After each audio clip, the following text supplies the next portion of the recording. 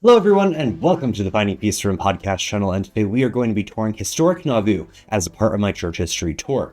For those that don't know, Nauvoo was a city where a whole lot of Latter-day Saints, or better known as Mormons, moved to after facing a whole lot of persecution in the late 1830s and 40s. Nauvoo became so large that it was at one point larger than the city of Chicago during that time period. Additionally, Nauvoo became the church's new headquarters after moving from Kirtland, Ohio. Nauvoo is also the place where the Relief Society was formed, the endowment ceremony was carried out, and it was also the place where the second Latter-day Saint temple was built. With this history in mind, let's cut to the footage of Nauvoo, and I'll be explaining the different places as we go. So our first stop in Nauvoo is the Joseph Smith family household. In May of 1839, Joseph Smith bought this land that you see. This wooden part of the house was what was originally there when Joseph Smith arrived at Nauvoo. From there, Joseph added onto the house to accommodate for all their guests and family members. This household would become the place of refuge for a lot of the Smith family, including Lucy Mack Smith, Joseph Smith's mother, until she was able to move into her own house, which was built a little bit later.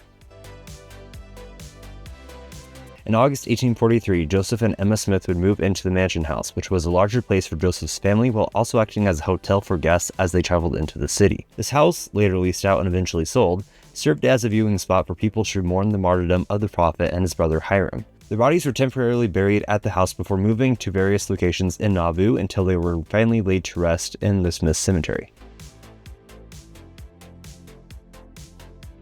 Alright, so we are now at the Smith Cemetery where Joseph Smith Sr., Lucy Mack Smith, the prophet Joseph Smith, his brother Hiram Smith, and others within the family would be buried. This gravesite was requested by Frederick Mason Smith, president of the Community of Christ Church at the time, who would request that the bodies of all the Smith family would be buried at this land next to the Mississippi River and the Joseph Smith family household.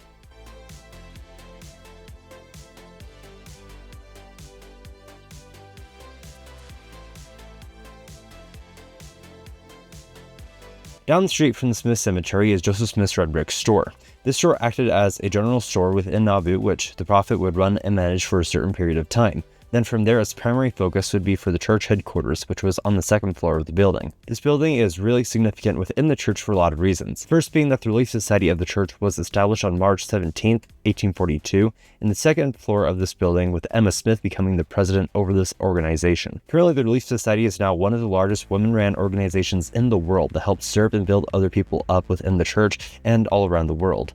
Additionally, the endowment ceremony was first orchestrated in the second floor of the store as well. From there, it would be taken into the Nauvoo Temple once the Nauvoo Temple was finally completed. Here's another interesting tidbit of information. This is the Jonathon Browning Gunsmith shop where Jonathon Browning would make weapons and other things in Nauvoo. Eventually, the Browning Company would become one of the largest firearm companies in the United States. This company stemmed from the small shop here in Nauvoo. Check out some of these cool guns which they had on display.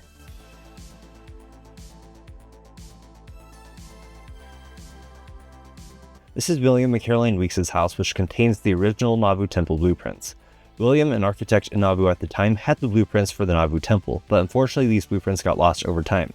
Also, as the Saints fled west, a mob would go through and commit arson to the temple, and then later a tornado would hit it. Over 100 years later, however, a remarkable turn of events unfolded in the late 1900s when a few missionaries in California knocked on a door that led to a relative of William Weeks. The person opened the door and handed over the blueprints because they didn't want them anymore. These blueprints were then returned to the church. Later, President Gordon B. Hinckley would announce in the April 1999 General Conference that the Nauvoo Temple would be rebuilt, and here it stands as one of the prettiest buildings known to man. To end this video, here is a list of all the saints who had crossed the Mississippi River in hopes of settling in the Salt Lake Valley, who, however, would unfortunately end up dying along the way. The conditions along the trails were horrific for a lot of the saints, and unfortunately, a lot would end up dying.